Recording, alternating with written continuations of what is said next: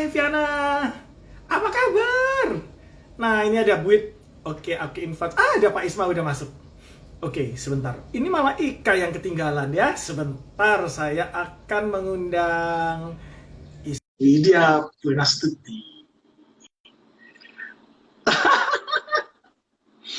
Gila, Viana mah expert. Hai, Ibu. Oh, ini ada Hai. baru masuk. Okay. Kok Pak Isma di-invite belum menerima sih? Tunggu waktu. Halo, Mei. Apa kabar dari Manado? Halo. Hai. Wih, cetar sekali kah? Iya, Wuhu. cetar sekali. Suaraku udah cukup jelas belum? Jelas. Sip. Tinggal menunggu Pak Isma ya? Yap. Udah aku invite sih. Oke. Hai Pupu. Halo, apa kabar nih di Manado? Ada Viana. Wah, Viana mau udah expert banget. Wah, Kenapa iya, ya? Mas Tono. Nah, udah masuk. Nah, Pak Isma sudah ada. Hai. Halo. Oke, Halo. oke, bentar ke Ika. Selamat siang. Oke, halo everyone. semuanya. Selamat siang, apa kabar teman-teman IMA Afternoon Talk? Hari Baik. ini kita live dari 4 account, dari Incamaris Associates, kemudian dari Pak Chandra, dari Buit, dan dari Pak Ismanata. Apa kabar teman-teman? Semoga hari ini dalam keadaan sehat, di hari kedua Ramadan semoga tetap semangat juga. Dan senang sekali saya Ika Pramono hari ini menjadi host untuk IMA Afternoon Talk yang luar biasa, special edition karena baru kali ini Board of Directors ngumpul bareng di satu frame. Nah, jarang-jarang kan? Jarang-jarang juga Pak Isma pakai merah. Bener. Dan yang paling penting adalah hari ini kenapa special edition? Karena kita memperingati hari ini 100 hari berpulangnya Ibu Incamaris ke pangkuan Allah Subhanahu wa Ta'ala. Namun untuk mengenang beliau, hari ini kita akan membahas mengenai what it takes to be a PR professional, golden rules from Ibu Incamaris. Jadi kita akan membahas hari ini mengenai karakter apa yang wajib dimiliki oleh seorang PR profesional. Dari mereka-mereka nih yang belajar langsung dari Ibu Incamaris, izinkan saya untuk mengenalkan tadi sudah sempat di awal ya Pak Isma Natanegara MBA, CEO dan Senior Consultant.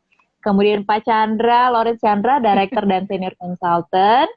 Dan Ibu Dr. Widya Retna Bunastuti, SHMM, Director dan Senior Consultant juga.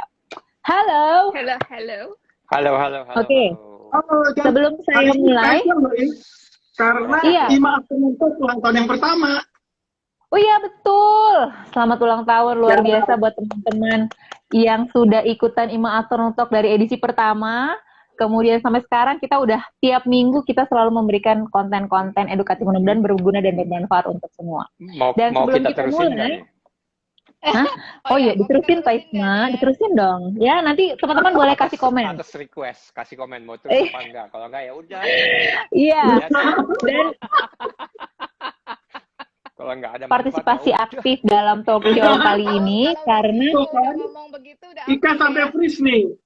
nah aduh, iya aku sampai fresh Pak, deg-degan. Oke, teman-teman. Enggak kok, bercanda. Mau ngingetin juga akan ada 5 hadiah istimewa karena hari ini kita di special edition akan ada 5 hadiah istimewa block note yang didesain khusus yang di dalamnya ada golden rules dari Ibu Incamaris. Nah, itu pasti penting banget untuk teman-teman semua. Ya. Oke, kita langsung diskusi aja ya. Nanti Pak Isma, Pak Chandra, Bu Wit silahkan tektok-tektokannya aja biar seru juga. Oke, kita mau membahas golden rules yang pertama nih, yaitu PR itu terutama PR profesional itu harus memiliki analisa yang baik. Semuanya harus berdasar dengan data.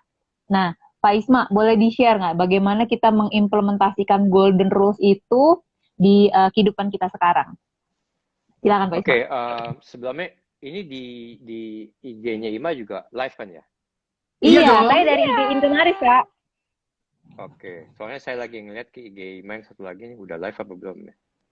Sudah, Please make saya sure sudah ada di it's sini. Udah ada Udah ya? di situ. Belum live kok. Ika nih yang live ini dari Tidak ada aku, Pak. Oh, Ika. Oh, oke, sorry. Maaf, guys. Nggak apa-apa, Pak. Tapi Oke. Jadi teman-teman tahu kan. Jadi kawan ya Terus teman-teman, doang saya bijaknya namanya perhatikan. Instagram. So, kalau bicara tadi apa? Good analysis. Good analysis, ya. Oke. So, kita ini kan PR professional. Saya lihat ada Viana, Iga, ada segala macam ya. Whether we are in the consulting businesses atau kita ada di in-house PR atau dimanapun. Basically, we are all consultants karena we have to advise our clients ataupun kita harus advise our bosses atau our spokesperson. Terkadang kalau in-house PR bukan kita langsung. Kalaupun kita langsung, pasti ada yang lain-lain spokesperson. So, what we need to do sebagai seorang PR professional, first of all, to give your clients or even your stakeholders or even your bosses a good analysis of the situation, of the communication situation that they are facing. Kok jadi gue bahasa Inggris ya? Maaf ya. Nggak apa-apa, Pak. Oke. Jadi semua itu memang kalau untuk PR kita harus berawal dan diakhiri bahkan dengan data ya Pak Isma ya. Jadi gini, sebelum ke data, karena saya tahu di skripnya itu akhirnya ke data kan. Tapi sebelum kita ke Jadi begini guys, kalau sama Pak Isma nih seru banget. What is a good analysis? Oke. Ya. Orang bilang analisis itu harus waduh macam-macam pemaparan yang luar biasa. Kalau buat saya, good analysis is basically something yang kompleks bisa kita simplify. Artinya bisa langsung go to the heart of the problem. Kalau kita lihat di dunia nyata itu kan kompleks. Wah, ada ini, ada itu. Belum lagi ada regulasi dan segala macam. Apalagi kalau kita sebagai komunikasi kan. Komunikasi itu kan membawahi is across all discipline, right? Nah, bagaimana kita sebagai seorang komunikator, how we can translate dan kita bisa dissect semua kompleksitas itu menjadi sesuatu yang simple. And that is a good analysis for me. Nggak tahu buat teman-teman yang lain ya, gitu. Itu. Nah, untuk menjadi good analysis, we have to base it on data. Data atau information apapun bentuknya, ya kan? Yang harus satu, it has to be accurate. So when we get data, we receive information. First of all, we make sure that this is one relevant, the datanya to what we want to analyze. Kedua juga it's accurate. Dan yang ketiga itu juga ada value-nya. Berarti ada value-nya. If it's accurate, it's relevant, then it has a value. So menurut saya itu barangkali kalau kita mau bicara dari good analysis menjadi data. Data itu bisa macam-macam, bisa secondary data, bisa data primer. Biasanya kita sebagai PR kita bermainnya di secondary data. Apakah itu kita ngeliat clipping, apa kita ngeliat Google. Tapi nggak ada salahnya kalau kita juga menjustify data dengan langsung primer. Mungkin nanya ke siapapun yang kita rasa akan lebih punya pemahaman daripada kita. Anyone is better than us sometimes gitu loh. Jadi menurut saya gitu, itu sih buat saya the way I would start to be a preferred PR professional. Apakah itu in-house, apakah itu sebagai consulting, our first and foremost duty is to advise, advise our stakeholders, advise our bosses, advise our spokespersons and segala macam. Nah itu, dan kuncinya adalah good analysis. Itu loh, that's it. Oke. Tadi kalau kita lihat Pak Isma sudah menjelaskan kalau PR itu harus memiliki data-data baik dari data primer maupun data sekunder, dan padahal data itu kan banyak banget. Nah itu adalah dibutuhkan keahlian satu lagi untuk kita melihat pada details kecil yang kadang orang nggak perhatiin, tapi justru itu bisa menjadi insight yang luar biasa untuk kita. Nah, golden rules yang kedua adalah attention to details. Kalau kita lihat Ibu In kemarin itu sangat detail sekali. Kalau misalnya mau meeting aja kita tuh banyak banget hal-hal yang harus disiapkan, very attention to details. Nah, Pak Isma, kalau untuk di kegiatan sehari-hari nih Pak Isma, di praktikal kita untuk memberikan konsultasi ke klien, apakah attention to details itu yang baik tuh yang seperti apa Pak Isma? Oke, sebelumnya saya mau salam dulu buat Herda. Herda adalah PR Corporate Comms-nya FEBUI. Hello, Herda. Katanya Lagi Halo. sambil antri vaksinasi katanya. Wah, hebat. Oke, tadi pertanyaannya apa? Maaf, ulang lagi. Gimana implementasi attention to details? Oh, oke. Attention to detail. Ini satu hal yang saya dipelajari, yang saya juga selalu diasah oleh Ibu Inke almarhum. Look at the numbers, look at every detail. Everything can go wrong. Apalagi kalau dalam suatu event ya, kita menyediakan event, ada Murphy's Law kan. What can go wrong will go wrong katanya gitu kan. Jadi we really have to put attention into detail. Di dalam analisa pun kita harus always put attention to detail. Kita terima data banyak macam-macam, tapi ada data-data yang benar, wah nggak penting nih, datanya nggak salah, nggak bagus, nggak ada relevansinya, dan nggak valid gitu. Jadi you really have to look in the numbers, you have to look in detail. Kapan harus punya attention to detail? Bukan pas jadi anak buah aja. Jadi bos pun, di atas pun attention to detail. Karena apa yang menjadi hasil, results-nya itu mencerminkan kita juga kan. Dan kalau ada sedikit salah, ya nama baik kita lah ya sebagai PR profesional seperti apa gitu kan. Jadi I think attention of detail is very important. Look in everything, baca satu-satu dan segala macam. Apakah itu number, apakah itu data dan segala macam. Apalagi kalau teman-teman yang ada di bidang event management, kayak saya katakan itu, attention to detail is very very important. Karena kuncinya kalau event management ataupun yang apapun yang kita mengorganisasi suatu event adalah antisipasi sesuatu. Dan kalau kita nggak tahu details, we cannot anticipate. Anything can go wrong. Dan kalau kita tidak mengantisipasi, kita nggak tahu apa yang harus kita lakukan. Kira-kira seperti itu. Oke. Aku mau nambahin Jadi detail. silakan Pak Belajar Chandra. banget dari Ibu Inke. Aku belajar banget dari Ibu Inke tentang detail itu, terutama ketika kita masuk ke project. Jadi ada project planning. Misalnya kalau event itu sampai per menit adanya, menit kesekian sampai jam sekian, siapa ngapain di sini, terjadi apa, yang harus disiapin ini apa, yang harus disiapin itu apa, sehingga kita tahu exactly di atas pikiran kita apa yang akan terjadi. Kemudian ada plan A, plan B. Kalau hujan gimana, kalau enggak gimana, kok kayak gitu. Jadi luar biasa Ibu menanamkan ke kita untuk merencanakan sebelumnya, meskipun kita sudah punya gambaran, jangan pernah kita melakukan kebiasaan seperti itu kan udah kita kerjain ribuan kali ya, jadi nggak mungkin terjadi something yang wrong, salah. Karena pilot pun setiap kali melakukan penerbangan juga melakukan detail-detail yang sama, jadi kita melakukan hal yang sama untuk detailnya. Dan kalau silakan Bu. Silakan Bu. Apalagi kalau dari aku lebih kepada karena ibu sesama wanita ya sama aku gitu ya. Itu penampilan, she really puts attention to details ya. Bahkan kayak aku ingat banget there was one time jalan nih sama ibu, terus ada benang yang cuman keluar sedikit gitu, sama dia ambil gunting, digunting loh gitu. Dan itu she's really attentive to details banget dan memperhatikan dari atas sampai bawah, bukan hanya ke kita tapi ke dirinya tuh juga gitu, sampai she was saying fashion, her outfit itu juga represent and communicate something. So that's a PR professional. Betul. Betul, dan itu adalah salah satu gimana Pak Isma? Our line of work itu detail. Karena kita tuh banyak sekali baca materi. Kadang-kadang kita suka capek loh baca. Rilis. Dan karena itu lagi udah tahu. Nah, itu yang bahaya buat teman-teman PR profesional lainnya. Jangan skip. Gitu. Itu aja. Kadang-kadang kita rilis satu. Belum lagi ini proposal. Read it. Letter by letter. Karena kita malas. Kalau misalnya kita nggak bisa saat itu, mendingan kita minta waktu. Undurin dulu. Find time yang secara mentally, physically, sama emotionally kita siap gitu. Kita baca. Itu teman-teman di PR, di dunia PR is very very important to put attention to detail gitu. Karena it's a make and break of a good PR professional or not gitu. Jadi itulah.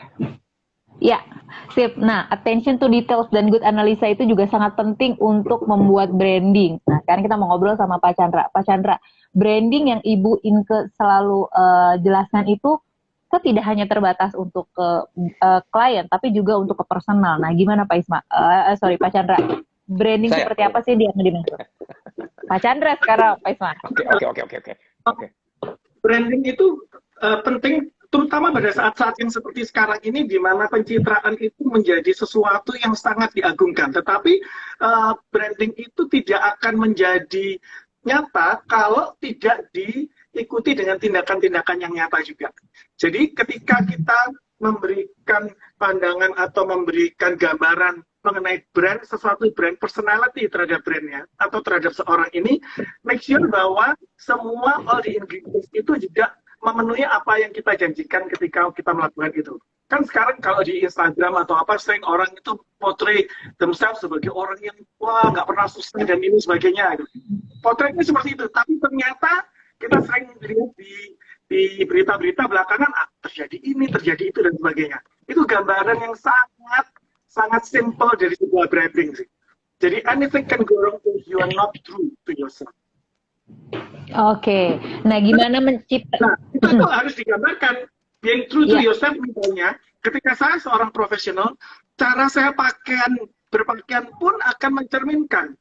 Cara saya berjalan pun akan mencerminkan. Cara saya melakukan social courtesy pun akan mencerminkan. Jadi, kalau kita melihat bahwa if we put ourselves as a winner, then we will act as a winner, we will talk as a winner, we will do anything as a winner.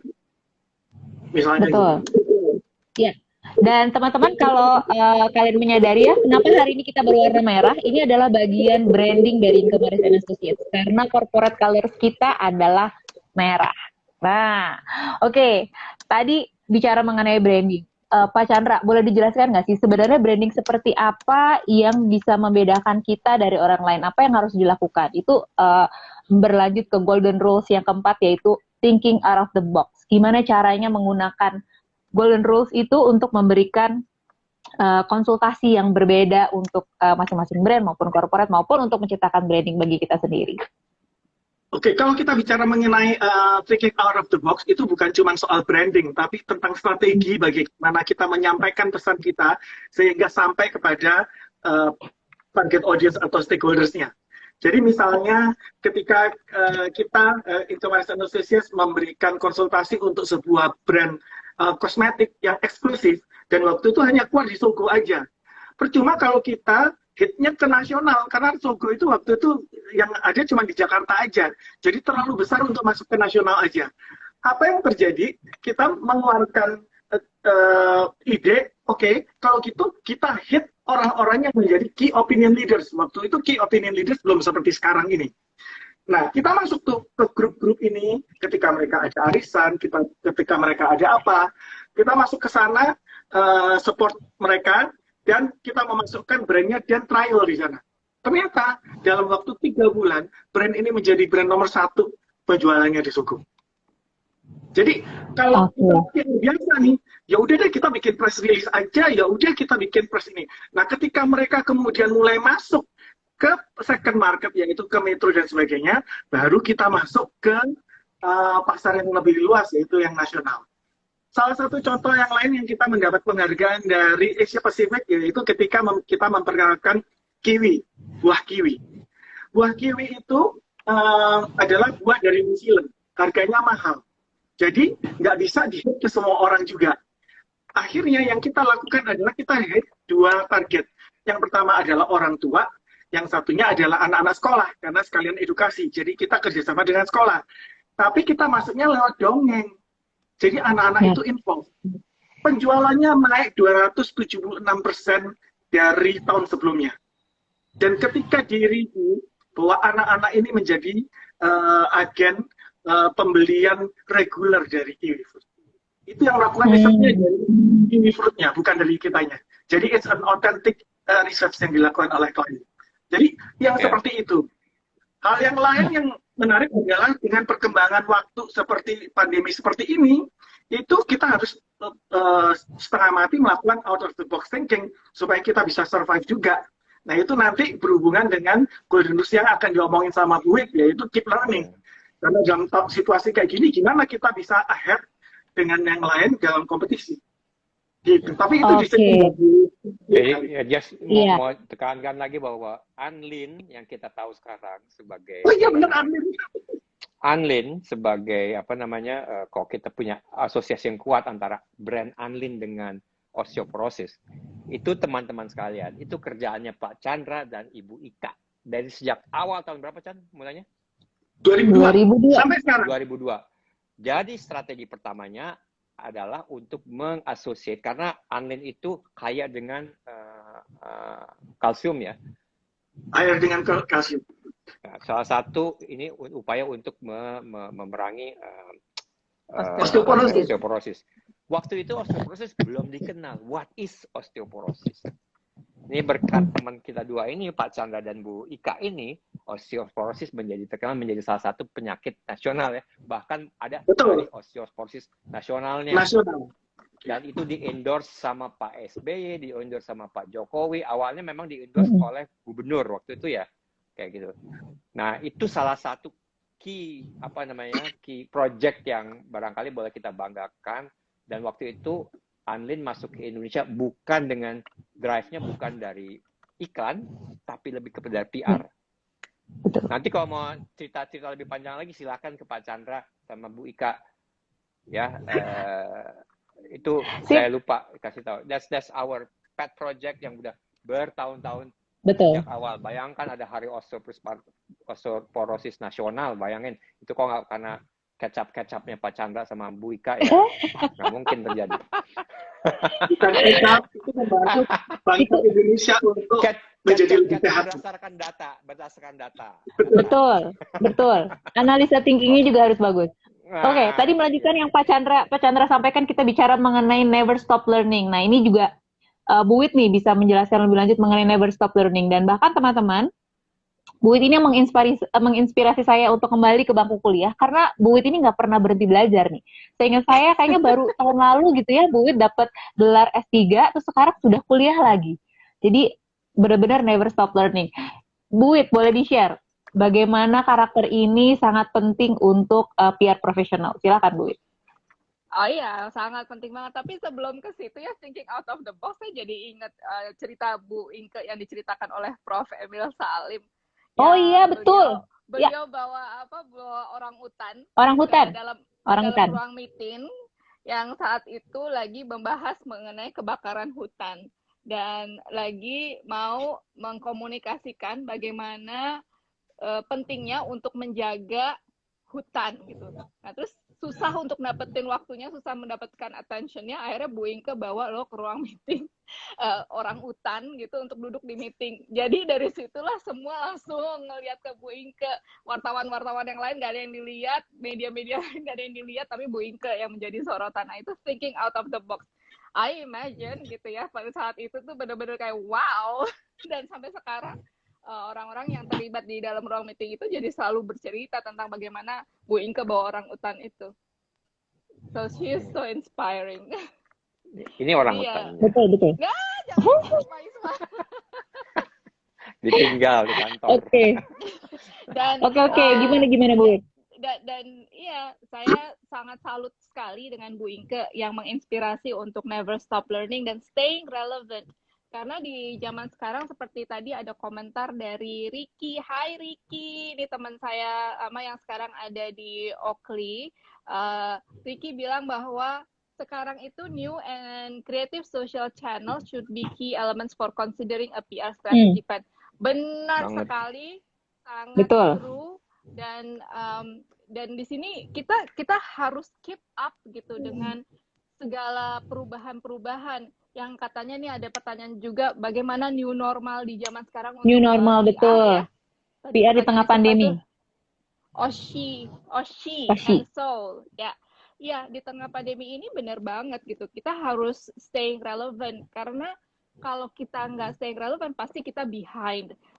Dan salah satunya adalah bagaimana kita bisa embracing the new application, lots of application, social media, digital, itu ya harus kita embedded, harus kita masukkan di dalam strategi PR kita.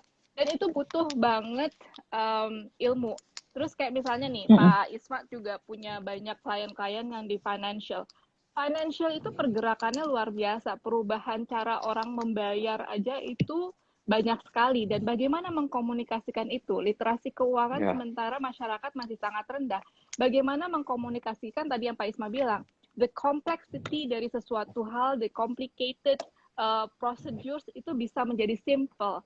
Itu yang dibutuhkan dari seorang PR untuk bisa crafting the words yang easy to digest, easy to be remembered, dan terus orang juga bisa mengaplikasikannya. Nah, itulah gunanya kita harus belajar. Kalau kita nggak belajar, we'll never know. We would not be able to advise people.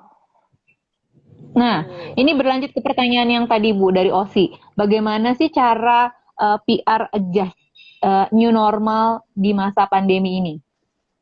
Ya, one thing adalah Wah, banyak don't tuh. stop learning, banyak banget. Yang tadi udah disampaikan ya. Don't stop learning, thinking out of the box, pay attention to details, hal-hal seperti itu, dan keep on your networking. Karena networking itu walaupun kita lagi ada di dalam rumah ya, kita kerja melalui virtual, tapi don't stop you, jangan berhenti untuk reach out, untuk say hi, ask people lagi ngapain, wants to know aja, kepo aja juga nggak apa-apa kok, kepo yang produktif ya, bukan kepo yang untuk gibah-gibah, apalagi di bulan Ramadan gini ya. Iya, betul. Ya, jadi kalau mau melanjutkan tadi pertanyaan mengenai new normal, how it would change, kalau saya sih specifically mengatakan gini, it will change a lot in the PR, karena PR industri tadinya high contact, kita kerja itu very high contact, banyak engagement, ketemu orang, ajak makan.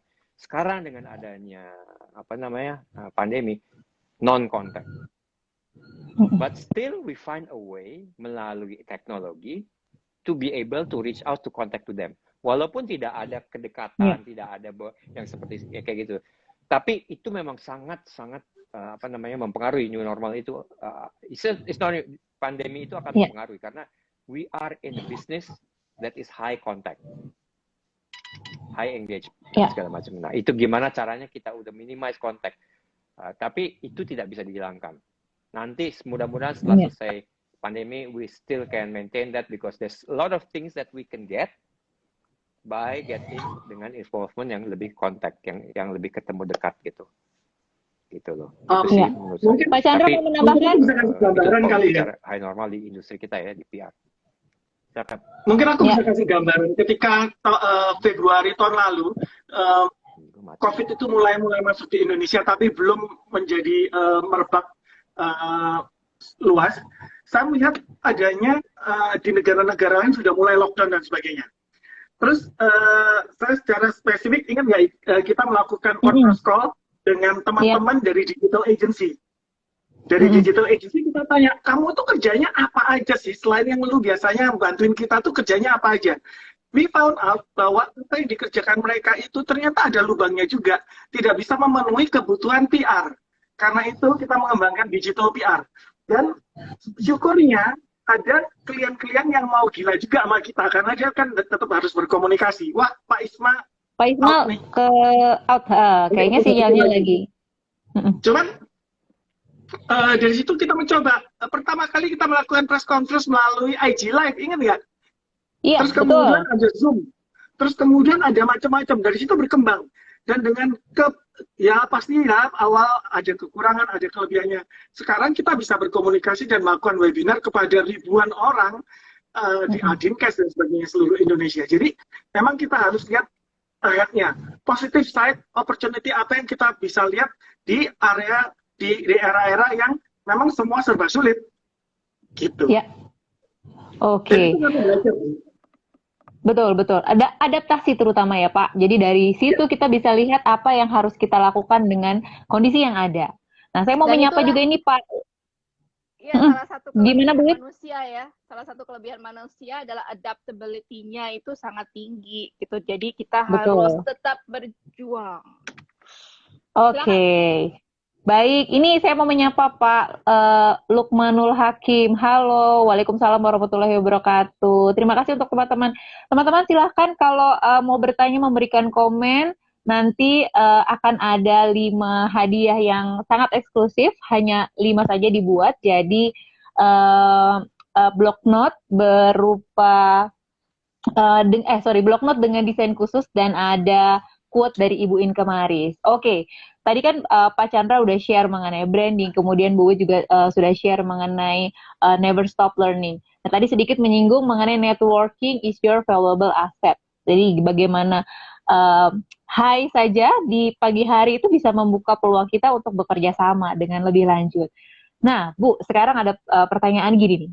Kalau misalnya nggak kenal-kenal amat nih sama orang ini nih, tapi kayaknya akan bagus untuk kedepannya.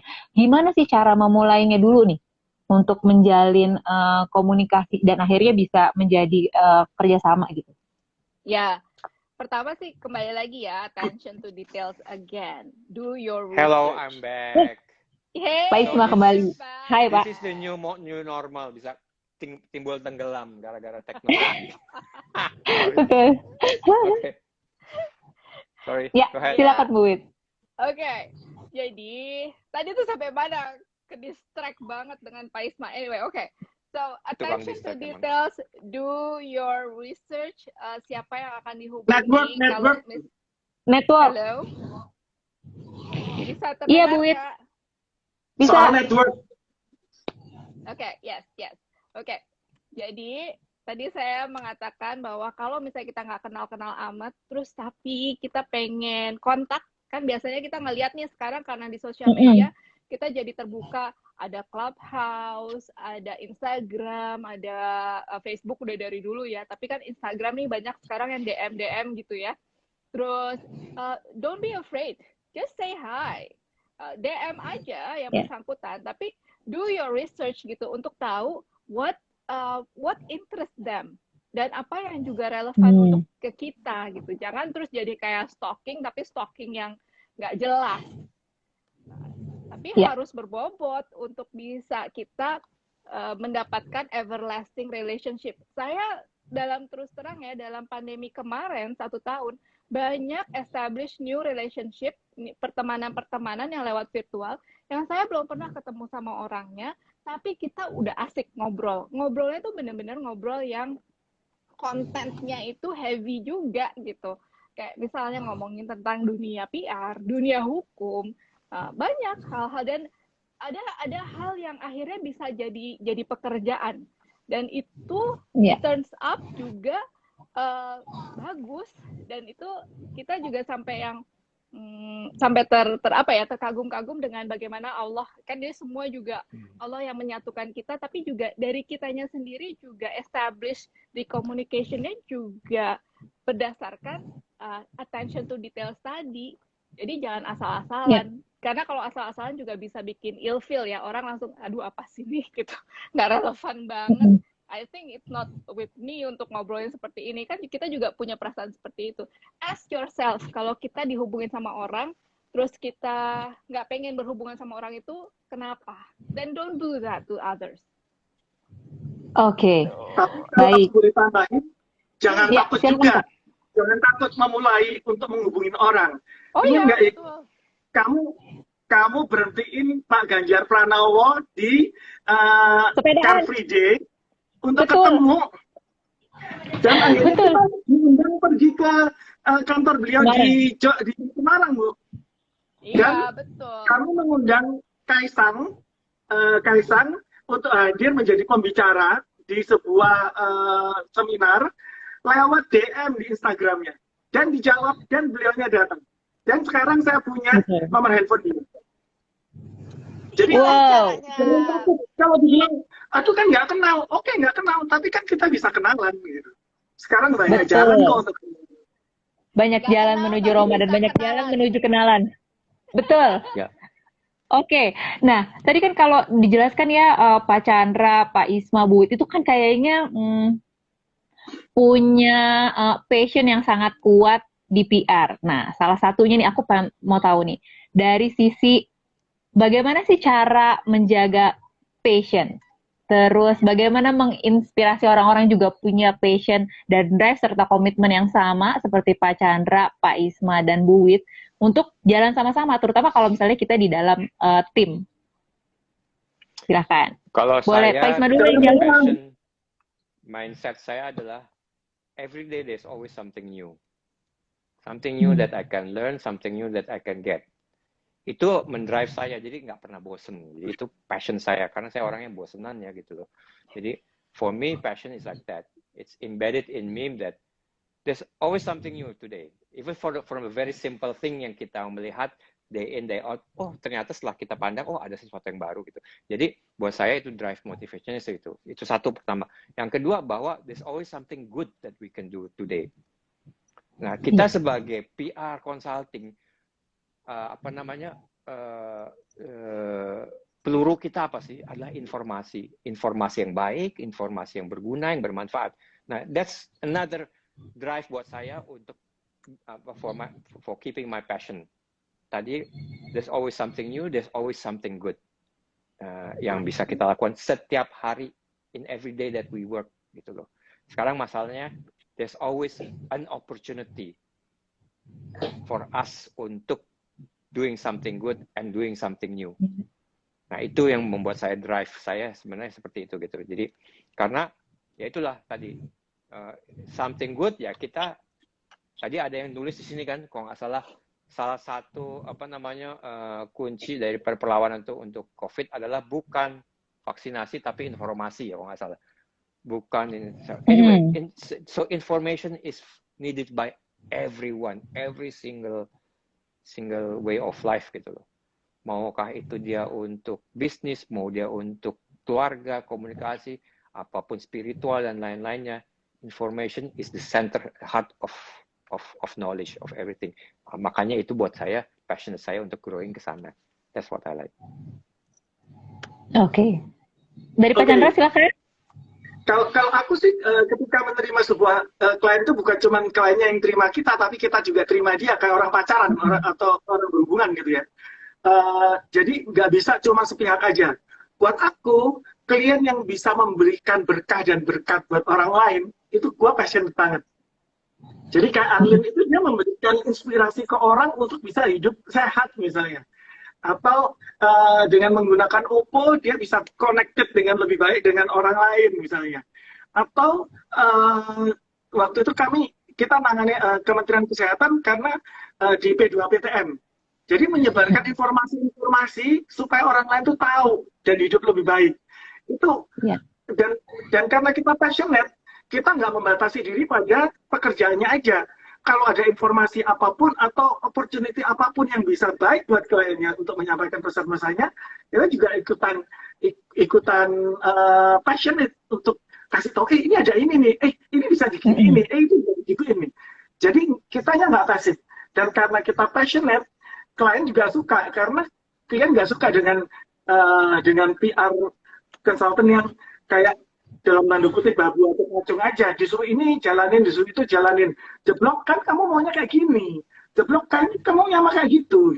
Tapi enggak, kita kasih tahu lebih banyak. Oke, berdasarkan analisa kayak gini ini, dan semua itu tidak bisa dilakukan tanpa kita punya passion. Ya, betul. Bu, silakan Bu. Kalau dari aku, mungkin dari kita berempat ini, saya adalah yang anak baru di Inkemaris and Associates, dan sebelumnya klien tapi pindah ke Inkemaris. Salah satu hal yang akhirnya kenapa saya memutuskan juga untuk pindah adalah etos kerja yang diterapkan oleh Bu Inke, yaitu kerja adalah ibadah. Nah, di situ saya tuh tiap hari jadinya bagaimana supaya drive dan supaya kita bangun pagi dengan semangat adalah amalan-amalan apa nih yang kita bisa lakukan melalui pekerjaan kita sehari-hari supaya tidak hanya kita bermanfaat di dunia aja, tapi nantinya jadi investment kita di akhirat. Nah itu yang memacu saya untuk tiap hari dan berkomitmen juga untuk apa yang kita udah janjikan itu kita deliver.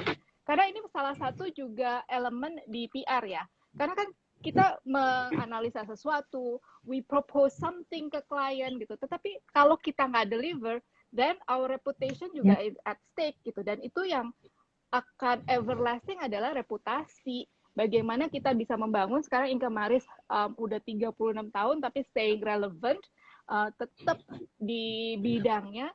Karena the promise yang kita janjikan di awal, we deliver. Dan itu adalah termasuk dalam elemen-elemen ibadah, dan itu adalah juga yang diajarkan oleh Bu Inke. Ya. Betul, kerja adalah ibadah. Kita bacakan satu pertanyaan ya. Ini dari Banyak banget loh. SNINRM. Aduh, namanya susah nih. Selamat siang Bapak dan Ibu. Mohon masukannya tentang strategi yang ampuh bagi junior dan mid-level PR untuk brief atasan tentang suatu isu. Terkadang atasan kita sendiri terlalu takut untuk melakukannya. Nah, itu berarti kayak ada gap gitu ya. Atasannya takut, terus kitanya yang dari PR officer-nya mau ngasih tahu takut nih. Gimana tuh? Itu cocoknya ke Silakan. Ika tuh. Siapa yang mau jawab dulu? Ika Saya nggak boleh menjawab hari ini. Boleh. Pak Chandra silakan. Kayaknya Nah, yang cocok itu Ika yang jawab. Gimana supaya kamu berani ngomong gitu? Coba Ika ini mulai dari account eksekutif dulu. Bukan ya? Bukan AE loh dulu. Bukan. Malah Aku mulainya dari service assistant, terus habis itu diajarin banyak banget sama Pak Chandra, sama Pak Isma, terutama sama Bu Inke juga, terus sampai menjadi seperti sekarang. Itu luar biasa sih. director. Luar biasa. Jadi sekarang tadi nggak takut sama atasan. Ayo dong, cerita, Nah, Kak. balik lagi tadi nih ke beberapa penjelasan yang ada yang disampaikan sebelumnya. Kalau kita bisa memberikan analisa yang baik, kalau kita bisa menjelaskan berdasarkan data yang relevan, itu rasanya atasannya juga nanti akan menjadi lebih terbuka. Oh, ternyata memang apa yang disampaikan itu alasannya karena seperti ini dan hasilnya akan seperti apa.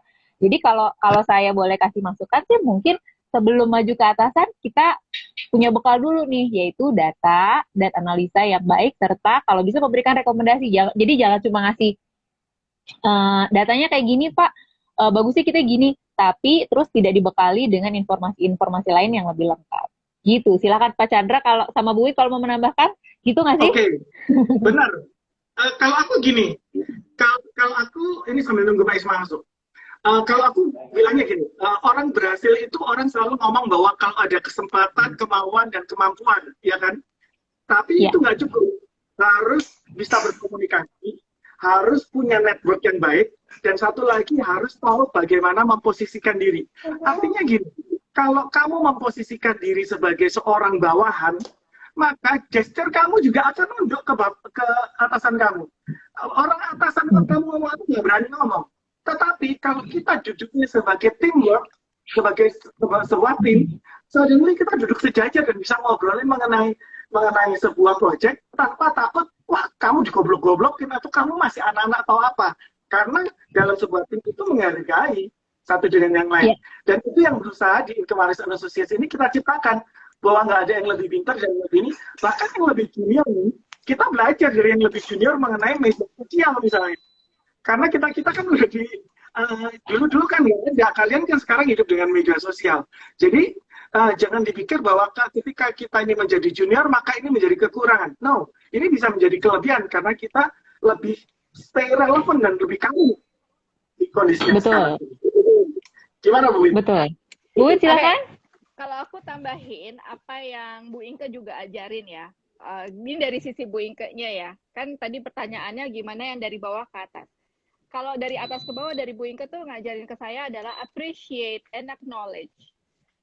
Itu harus dari kita sebagai yang senior tuh juga appreciate dan acknowledge siapapun yang memberikan informasi. Dan kembali lagi staying relevant. Kita sendiri nih, saya nggak tahu banyak hal, apalagi background saya juga bukan komunikasi. Kalau bisa dihitung mungkin ilmu saya di komunikasi kalah lah dengan Ika gitu. Jadi saya pun banyak belajar dari Ika, dan makanya jangan afraid jangan pernah takut untuk menyampaikan sesuatu. Tetapi kalau ditanya balik bukan berarti kita itu judging the person, enggak, tetapi kita bertanya supaya pada saat kita deliver janji kita kepada klien itu kita cukup dengan backup yang kuat, dengan analisa yang bagus, sehingga kita bisa sama-sama menyampaikan apa yang kita konstruksikan bersama, dan harus kelihatan sebagai teamwork.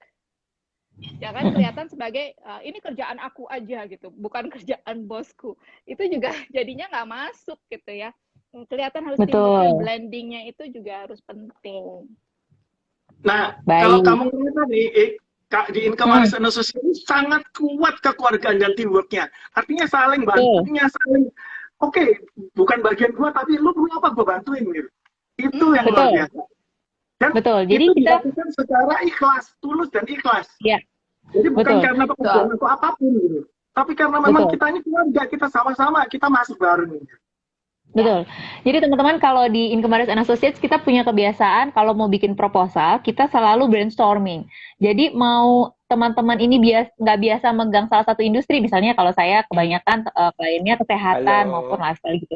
Teman-teman yang di financial pun bisa loh ikutan untuk brainstorming karena bisa memberikan masukan. Terus yang berikutnya adalah kayak misalnya untuk membuat proposal itu lebih deep lagi atau saat presentasinya lebih maksimal lagi, kita walaupun teman-teman yang tidak membuat proposal, kita bisa ikutan join untuk bisa menambahkan, memberikan tambahan-tambahan insight yang lain. Jadi nanti outputnya klien maupun calon klien melihat bahwa memang kita sebagai tim yang well prepared. Seperti yang tadi Golden Rule yang sebelumnya mengenai preparation juga. Nah, ini ada pertanyaan berikutnya nih dari Mbak Eni nih, Miss Wibowo 2012. Penasaran apa aja sih dengan PR di masa pandemi? Hal apa yang paling menantang yang harus diatasi? Kalau media kan keterbatasan, nggak bisa doorstop untuk untuk tahu detail lebih banyak tentang KOL. Solusinya apa? Nah, mungkin Pak Isma atau Pak Chandra bisa menjelaskan nih.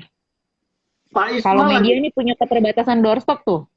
Kalau aku paling menantang karena government relation tadinya seperti yang Pak Isma bilang, susah untuk bikin janji-janji untuk ketemu atau menjelaskan suatu kompleks ya, hal-hal yang kompleks. Tapi ternyata dengan sekarang orang itu semua nyaman dengan melalui online, itu ternyata bisa juga kok, asal kita tahu kemana dan terus bagaimana caranya untuk attracting gitu. Jadi orang tuh ada yang membuat orang itu menarik untuk I can talk to you gitu. Pitch-nya apa? Kayak kita di elevator gitu ya. Pitch-nya apa sih gitu? Yang dijual apa sih? Itu yang kunci-kunci, kata-kata kunci yang harus kita sampaikan supaya orang itu menarik. I wanna talk to you gitu. Nah, itu kalau dari saya ya, karena banyak kan berhubungan dengan pemerintahan. Government relation. Dengan pemerintahan dan stakeholders punya keterbatasan karena sekarang nggak bisa ketemu dan belum nggak ketemu, ada yang bisa mutusin nggak tertarik terus aku bilang udah kita mau aja dulu, ngobrol aja dulu, barulah gitu. Tapi di awal-awal pandemi yang menjadi challenge adalah meyakinkan klien bahwa mereka bisa loh berkomunikasi dengan teman-teman media melalui digital, Zoom atau Google Meet atau apa gitu. Yang sebelumnya mereka nggak tahu, dan setelah kita memberikan contoh-contoh, ini loh yang kita kerjain buat ini, buat itu, seperti ini. Festival aja bisa dibikin secara digital. Pameran aja sudah dilakukan secara digital. Kita melakukan Art Jakarta kemarin secara digital. Jadi kita membantu Art Jakarta 2 kali nih. Yang ke-10 itu kita melakukan offline, yang ke-11 kita melakukan malah online. Ya. Oke, ini pertanyaannya banyak banget, tapi saya bacakan pertanyaan terakhir kali ya, karena waktunya juga udah mepet nih. Saya mau baca dari ADE Perkasa. Sempat dikatakan a good analysis is something complex to simplify. Apakah kunci penting dari menyederhanakan sebuah isu kompleks sebelum disampaikan kepada masyarakat awam? Nah, Pak Chandra, duit dari isu kompleks, gimana cara menyampaikannya? Tunggu, aku itu lagi cari Pak Isma. Ada tuh Pak Isma, udah. Oke, aku untuk menjawab ya, while Pak Chandra lagi mencari Pak Isma, aku coba jawab untuk Pak Isma kembali lagi. Caranya. Halo, sorry ya koneksi. Tadi habis ngomong apa? Ngomongin gua nggak ya? Enggak, Pak. Pertanyaannya apa nih? Apakah kunci penting dari menyederhanakan sebuah isu kompleks sebelum disampaikan kepada masyarakat awam? Bagaimana tuh cara menyederhanakan isu kompleks? Kalau kayak gitu sih emang itu pisau kan harus diasah terus ya. Nah itu kita asah terus. Cara ngasah gimana? Ya kita rajin-rajin baca, kita belajar sama orang pinter, kita berdebat sama orang pinter. Orang pinter tuh bukan dukun loh ya? Iya, orang pinter yang gini maksudnya gitu. Gitu kan. Tapi artinya orang yang memang yang horizonnya luas dan segala macam. sering-sering lah lihat perdebatan, sering-sering lah gitu. Kalau perlu ikut juga, ikut Diskusi. grup-grup diskusi kayak gitu. Dan jangan takut gitu loh, jangan takut. Itu satu ya, latih. Kedua, listening is very important. Kadang-kadang kalau kita itu dikasih tahu, first thing kita defense. Oh, gue juga gini. No, you listen. Mendingan saya dibilang orang bodoh, tapi daripada orang yang so tahu gitu loh. Jadi listen, karena in every kesempatan kita bisa belajar. Itu sih kalau menurut saya. Tapi yang penting latihan aja terus. Karena itu kan suatu kemampuan yang bisa dilatih, bukan sesuatu hal yang nggak bisa dilatih. Itu sih. Kalau aku namain Pak Isma, aku selalu menempatkan diri pada orang yang akan diajak bicara. Artinya, ketika kita ngobrol sama anak-anak, terus format kita adalah sambutan dari direktur ini, sambutan dari direktur ini. Nggak pernah, anak-anak itu nggak bisa duduk lama-lama. Ayo, teman-teman, langsung aja main gitu. Nah, pesan-pesan ini ketika kita strategikan dan programkan, kita membayangkan ini yang terima anak-anak, terima nggak nih kayak gini? Bisa ngerti nggak? Ibu-ibu yang biasanya masuk, terus diajak ngomong kayak gini, bisa nggak nangkep dia? Nah, kalau kita sudah memposisikan diri sebagai mereka dan nggak nangkep, ya udah percuma. Harus betul. Sederhanakan lagi. Kalau boleh saya tambah, itu. Silakan, Pak Isma. Critical thinking, bertanya terus gitu, rajin bertanya, lebih baik dari rajin menyampaikan tapi bertanya. Setiap AE itu yang masuk ya, kalau mereka interview sama saya bilang, tugas kamu apa? Tugas kamu adalah belajar dengan cepat. Dengan cara kamu bisa belajar dengan cepat, karena kamu profesi kamu menuntut untuk bisa belajar segala macam industri, segala macam isu dengan cepat. Dan menyederhanakan dan kemudian mengkomunikasikan dan memberikan advice komunikasi. Nah, itu yang saya selalu bilang ke AESF, lu tuh semua adalah calon konsultan. Tapi the first thing you have to do is you have to be able to learn fast. Cepat belajar. Nah, untuk bisa cepat belajar apa? Critical thinking. Jujur, orang-orang di kita tuh banyak kan critical thinkingnya nggak begitu. Saya waktu kuliah di sana, kan ditanya, any questions? Gue tuh nanya apa ya, kayaknya udah tanya. Toto orang bule-bule, gini. Iya ya, kenapa gue nggak nanya? Itu ya tadi ya. Jadi hal-hal yang kayak gitu ya kita belum, mungkin karena memang sistem pendidikan kita dari awal, dari bawah sampai atas agak lebih tidak memicu untuk critical thinking. Nah itu dia. Itu salah satu menurut saya ini kunci penting. Untuk memacu critical thinking itu ya, saya ingat banget ya pesan di guru saya ada yang pernah bilang gini, kamu harus jangan pernah takut untuk bertanya dalam suatu forum gitu, karena siapa tahu pertanyaan yang ada di kepala kamu itu adalah pertanyaan yang sama yang ada di kepala orang-orang yang hadir yang lainnya, tetapi bagaimana siapa yang bisa terdengar suaranya adalah siapa yang bertanya, siapa yang raise hand. Nah, itu dia. Dan itu adalah cara untuk critical thinking. Dan selain itu adalah juga tadi ya, don't afraid to ask. Terus yang kemudian kedua adalah perbanyak perbendaharaan diksi-diksi kata-kata di dalam vocabulary kepala kita. Gimana caranya? Tadi Pak Isma udah bilang, diskusi sama orang, baca, terus kemudian nulis. Karena kalau kamu tidak menulis, itu kamu juga hanya ngomong-ngomong ya capeknya, tapi nggak melatih. Dalam tulisan itu adalah salah satu bagaimana kita mengkonstruksikan apa yang dalam pikiran, mentranslate, menerjemahkan ke dalam suatu karya. Ya, kita writing press release ya, terus proposal, itu semua kita menulis, dan disitulah kita melatih bagaimana kita mengkomunikasikan sesuatu yang kompleks menjadi simple. Ada pertanyaan. Pak Chandra silakan mau menambahkan lagi. Kurang 4 menit lagi. Oke, kita udah mau 4 menit lagi. Iya, nggak terasa udah mau 1 jam. Mungkin closing statement kali ya dari masing-masing, singkat aja. Silakan untuk take home message untuk teman-teman juga. Silakan.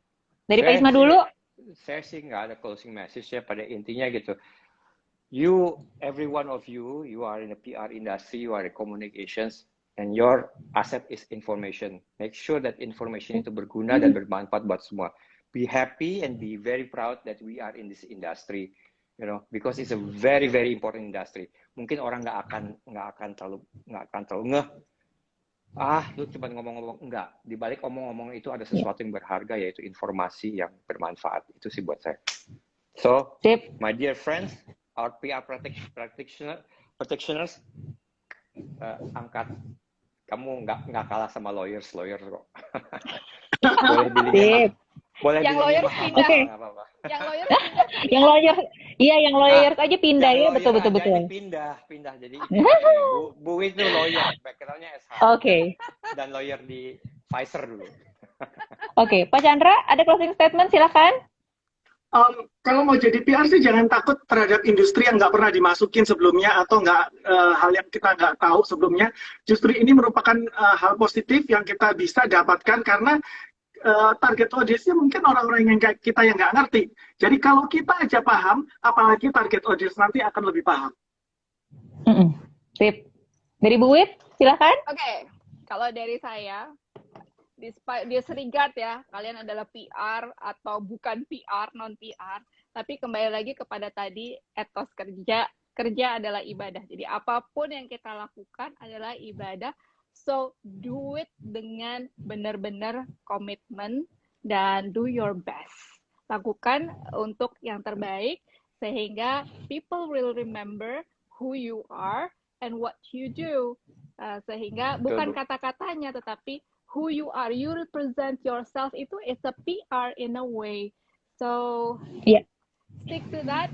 Ibadah kita apalagi di bulan Ramadan ini kencangkan, baik yang muslim maupun non muslim, sama-sama kita bermunajat ya kepada Allah yang Maha Kuasa yang telah memberikan kita kehidupan, dan kita bisa bertemu di sini adalah juga rahmat dari Allah. Betul. Alhamdulillahirrahmanirrahim. Baik, kalau gitu tadi udah banyak banget pertanyaan, sudah banyak komen-komen juga dari teman-teman di sini. Nanti akan dihubungi oleh kakak-kakak admin dari Ima Afternoon Talk. Siapa tahu Anda yang beruntung mendapatkan notebook spesial dengan quote dari Ibu Inke Marsih di dalamnya. Dan teman-teman tetap semangat untuk menjalankan ibadah puasa hari ini. Saya mau mengucapkan terima kasih untuk Pak Chandra, Pak Isma, Bu Wit, terima kasih untuk sharingnya. Kalau saya closing statementnya paling cuma sedikit aja. Teman-teman jangan lupa untuk terus belajar, dan jangan berhenti belajar. Gitu aja. Saya Baik, juga terima kasih buat semua Ika untuk yang sebenarnya waktunya. lagi cuti loh. Ya, Ika lagi cuti membela-belain. Itu namanya drive and passionate. Nah, itu dia. Betul. Dan Semoga itu buat terima kasih, semoga bermanfaat untuk semua ya. Bye, sampai ketemu di edisi Master Talk berikutnya. Iya, bye-bye semuanya, selamat siang, bye. Halo Niar. Hi everyone. Hai. Bye.